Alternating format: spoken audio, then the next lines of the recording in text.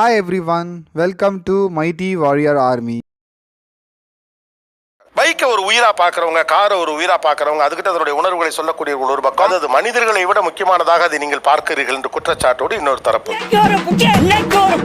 என்னோட மகனும் என்னோட மகளும் என்னோட மனைவி எவ்வளவு முக்கியமோ அதே மாதிரி தான் சார் பைக்கும். எல்லாத்துக்கும் ஒரே மாதிரி ஈக்குவல் ட்ரீட்மெண்ட் தான் சார் பண்ணும். அதே மாப்பிள்ள வீட்டுல மட்டும் எனக்கு சொந்தம் யாரா இருக்கா? எனக்கு இருக்கிற சொந்தம் எல்லாம் நீங்க 3 பேர் தான். இங்கேயே ஒரு கை சோத்த திருட்டு அப்படி ஒரு ஓரமா ஒண்டி படுத்துக்கிறேன்டா. எனக்கு தெரிஞ்ச ஒரு ஃப்ரெண்டு வந்து பார்த்தீங்கன்னா அவன் பைக்கு கூட வந்து ஒரு ஒரு லவ்வர் மாதிரி பேசிக்கிட்டே இருக்கான். ஆம்பளை அமாவாசை நீ பொம்பளை அமாவாசை ரெண்டும் ஒன்னா சேர்ந்தா பௌர்ணமி ஆயிடுவோம். பௌர்ணமி ஆகாது, நைன்டிஸ் கிட்ஸ்லாம் வந்து பொண்ணுங்களுக்கு கவிதை எழுதுவாங்க, அவன் பைக்குக்கு கவிதை எழுதுறான். அது வந்து எப்படின்னு தெரியல எனக்கு. கொடுத்த கவிதை கூட ஞாபகம் இருக்கு. நான் வேணா சொல்லட்டுமா? எத்தனை பேருக்கு தெரியும் நீ எனக்காக நவம்பரில் பூத்த டிசம்பர் பூ. பைக் வாங்குறதுக்கு முன்னாடில இருந்தே எனக்கு குதிரைகள் மேல ரொம்ப ஆர்வம்.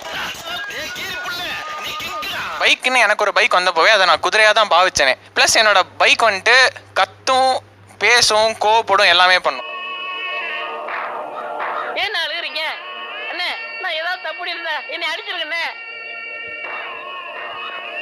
அண்ணே என் முகத்தை பாருங்கண்ணே. நடு ரோட்ல கத்திட்டு ஆன்னு போக முடியாது, எனக்கு ரொம்ப ஆஃபா இருக்கும், எனக்கு கத்தணும்னு தோணும். ஒரே கூடி நின்னு அதிசயமா என்ன வேடிக்கை பார்த்தாங்க. பின்ன பார்க்க மாட்டாங்க. இப்படி ஒரு சனியம் பிறந்துருச்சே, இது எப்படி சாகடிக்கலாம்னு பார்த்திருப்பாங்க. அப்போ என்னோட எக்ஸாஸ்ட் எனக்கு பதிலா கத்தும்.